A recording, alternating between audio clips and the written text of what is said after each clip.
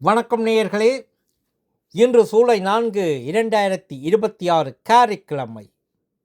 Norway Tamil முற்ற செய்திகளுடன் கதிர்.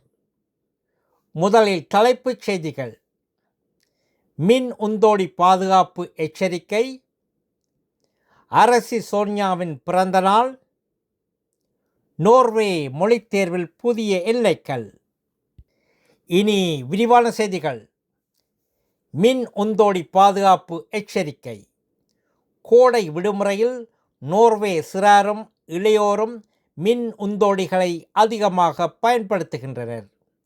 அதிவேகம் மற்றும் தலைக்காப்பு அணியாமையால் ஏற்படும் கடுமையான திடுநேர்வுகளை தடுக்க பிள்ளைகள் பாதுகாப்பு விதிமுறைகளை பின்பற்றுவதை பெற்றோர் உறுதி செய்ய வேண்டும் என அதிகாரிகள் வலியுறுத்துகின்றனர். அரசி சோனியாவின் பிறந்த நாள். நோர்வே அரசி சோனியா இன்று தனது 89வது பிறந்த நாளை கொண்டாடுகிறார். விடுமுறை காலம் என்பதால் அரச நெறிமுறை எதுவுமின்றி குடும்பத்தினருடன் எளிமையாக இந்த நாளை அவர் கொண்டாடுகிறார். நோர்வே மொழித் தேர்வில் புதிய எல்லைகள்.